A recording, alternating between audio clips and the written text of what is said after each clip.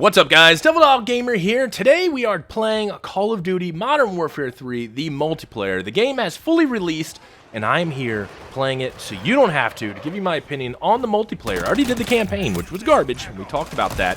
Now we're going to be talking about the multiplayer and what I think about it compared to other titles in the series, and if it's even worth your time. But before we get started, I would like to thank today's video sponsor. Do you ever get the feeling that companies mark up their prices just to bring them back down on Black Friday? That's not a sale. But here at ZyDex, we have genuine discounts on all of our products. You can get up to $1,000 off a desktop, whether that be an X10, an X6, an X2, or even this little X4. You can save big this November.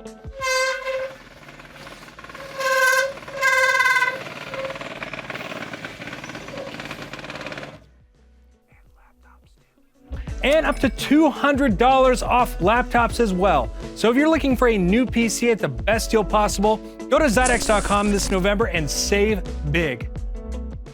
So for those of you that don't know, I used to be a very, very big Call of Duty guy. Modern Warfare 2 days, I was in the top 100 consistently on the leaderboards when I played it, like no lifer. I loved COD 4, I loved Modern Warfare 2, Modern Warfare 3 was great. I played them all. But over the past few years, I've slowly kind of gotten away from the multiplayer. That is mainly because I'm forced to play with people with aim assist with the controller. I'm not a controller guy. I don't like using controller. I've grown up playing mouse and keyboard my entire life. The controller just feels weird to me. So with aim assist, I'm at a disadvantage. It's kind of annoying at times, you know, that everybody gets this little aimbot and I don't, and I'm just constantly fighting mediocre players to get kills, you know.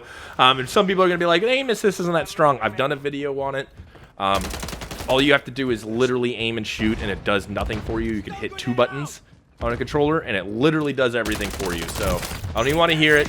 It's kind of annoying to me. And what makes this one worse, Modern Warfare 3, I cannot turn off crossplay. I am stuck playing with console players. Console players can turn off crossplay and not play with PC, but I'm stuck playing with console players. I really wish we got hardware-based matchmaking where mouse to keyboard could play with mouse and keyboard and controller could play with controller. I don't know why that's not a thing, but honestly, it would bring me back into the Call of Duty multiplayer universe. I would play it consistently if I could play with just mouse and keyboard guys, and it would be a dream.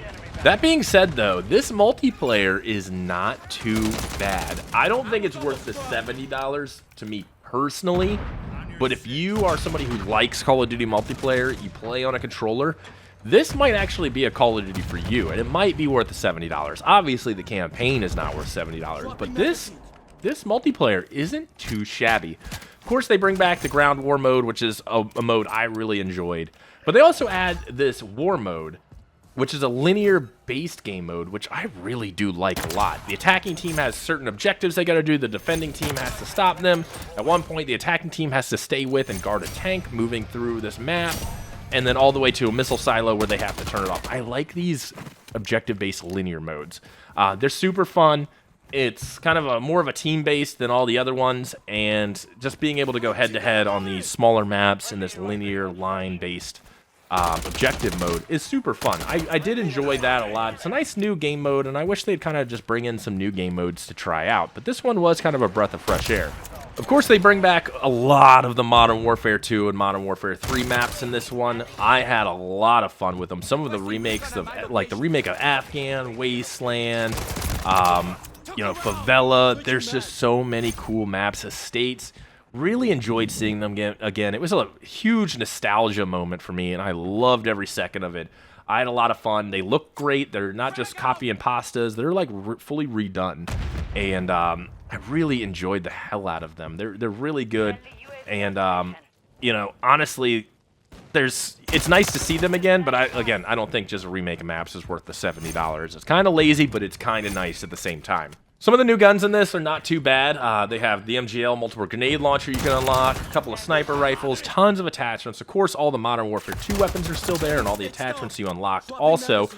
They also have a new way where you can do a weapon unlock. It's like an armory unlock, I think it's called, to where instead of getting a certain level to unlock stuff, you can pick it, what you want to unlock, and then you do a few daily challenges, and boom, you unlock it. It's a nice way to kind of unlock things, especially if people just started Modern Warfare 3 and they're unlocking Modern Warfare 2 weapons.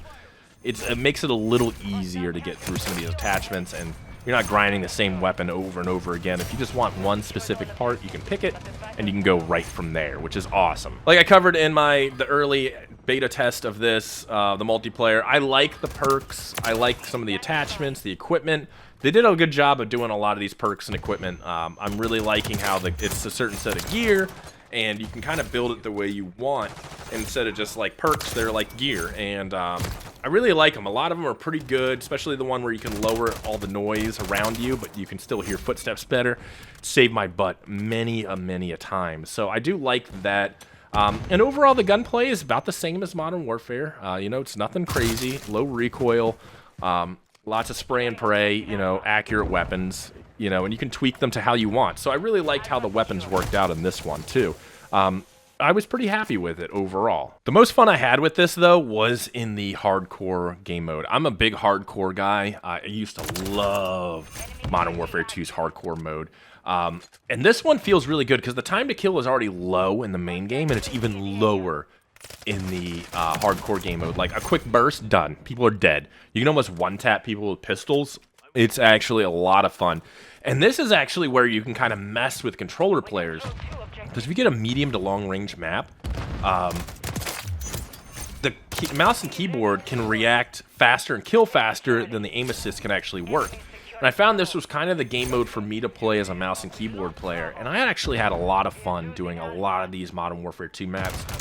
Most fun I think I've had in a long time in a Call of Duty multiplayer. I thought it was fantastic, and it's something that almost made it worth the $70 to me, like, you know, that I got to at least experience something like that. It leaves me a little curious, though, that this game was made in 16 months. It's obviously just a copy and pasta with some tweaks. But what will we get if it was a full-fledged, full development Call of Duty, and not the 16-month let's rush through that we got? What would the multiplayer look like? With how good it actually is now? I wonder what it would be like with actual improvements that they got with more time. I would obviously say that this is a better multiplayer experience than Modern Warfare 2's.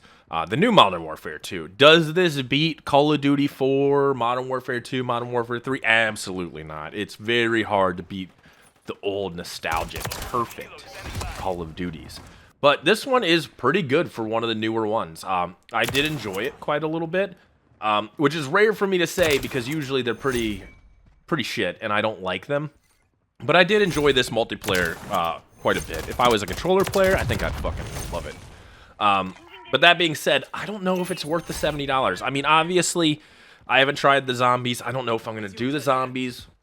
But with the crap campaign and just getting this, I don't know, you know, if I justified my $70 purchase. You know what I mean? Like, because I'm obviously not going to spend that much time with it. I don't think it was worth the $75 to me personally. If you're a controller player and you like Call of Duty, disappointed in the last one, you might actually like this one personally. I think you probably would.